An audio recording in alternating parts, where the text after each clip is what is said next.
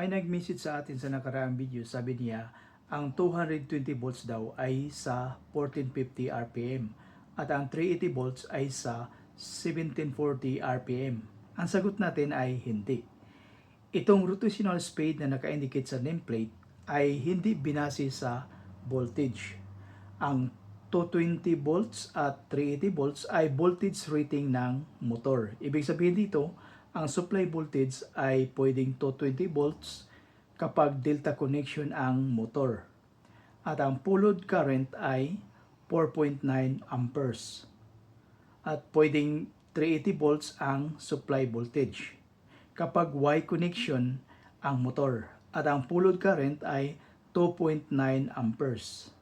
At nakikita natin, isa lang ang output power kasi pareho lang ang phase voltage at phase current, both delta at Y configuration. So ganito ang explanation natin mga kaibigan para maintindihan natin. Dito sa ating board ay may apat na linya. Line 1, line 2, line 3 at neutral. At mayroon ding 380 volts at 220 volts, 3-phase AC. So ano ba ito? Ibig sabihin dito mga kaibigan, ang secondary winding ng transformer ay Y configuration. At ang supply voltage ay 380 volts at 220 volts. Ang 380 volts dito ay ang line voltage. Ang 220 volts ay phase voltage or line to neutral voltage. So ang motor ay pwede nating i-hook up dito kasi mayroong 380 volts ang supply at ang connection ng motor ay Y configuration. Okay, i-connect natin. Ngayon, ito na ang ating drawing. Ang supply voltage ay 380 volts. Ang motor ay Y connection, which is 380 volts ang voltage rating. So, gagana ang motor. At ang full load current na pagbasihan natin sa pag-size ng circuit breaker, wire at overload relay ay 2.9 amperes. Kasi ang motor ay Y configuration. Now, paano sa delta connection ng motor? Sa delta connection ng motor, hindi pwede direktang i-hook up dito kasi posibleng masunog ang motor kasi 380 volts ang line voltage. Kasi ang delta connection ng motor ay 220 volts lang ang voltage rating. Sa supply voltage, mayroong 220 volts pero itong 220 volts ay single phase. Kasi dalawang linya lang, line to neutral. Okay? So makukuha natin na voltage ay 220 volts sa line to neutral voltage. Anong gawin natin? Kailangan natin ng dry type step down transformer, siyempre 3-phase transformer kasi ang motor ay 3-phase. Dito ibang scenario naman.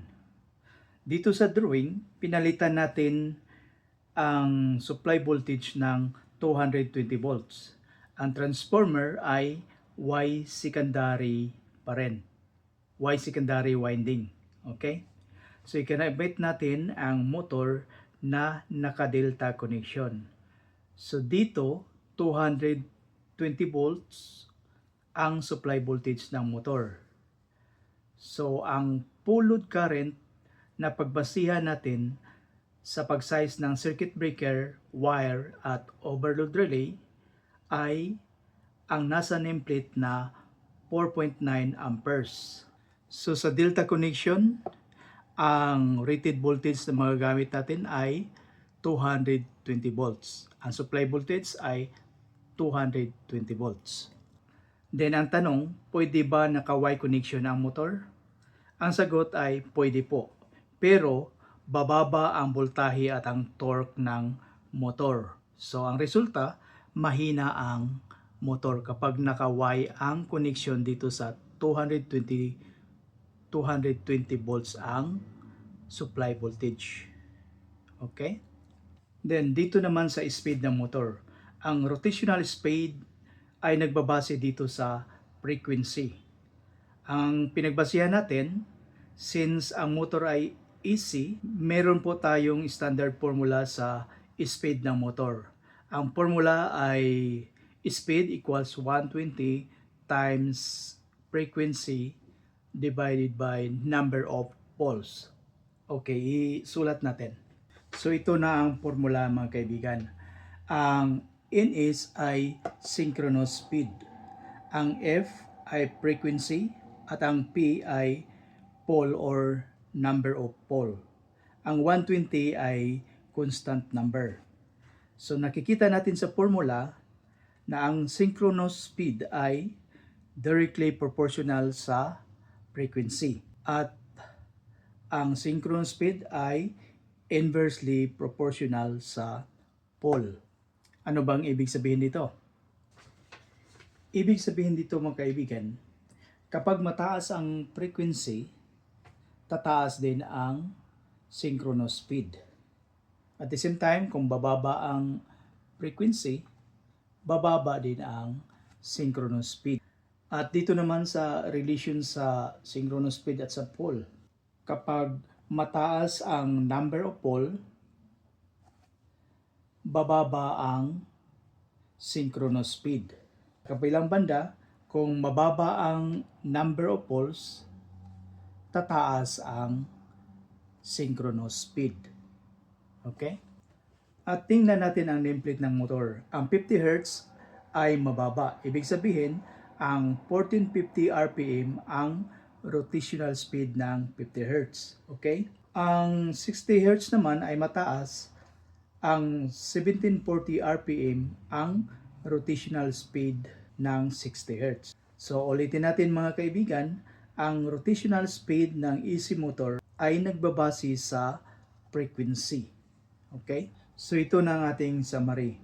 Kung itong motor ay gamitin sa lugar na may 50 Hz ang frequency like UK, ang motor ay may dual voltage pa rin ang voltage rating, which is 380 volts at 220 volts. At ang rotational speed ay 1450 revolution per minute. At kapag 60 Hz ang lugar, like Saudi, so dual voltage pa rin ang voltage rating ng motor. 380 volts at 220 volts. Ang rotational speed ay 1740 revolution per minute. Okay? So hanggang dito na lang mga kaibigan. At maraming salamat sa mga nag-subscribe na ating channel.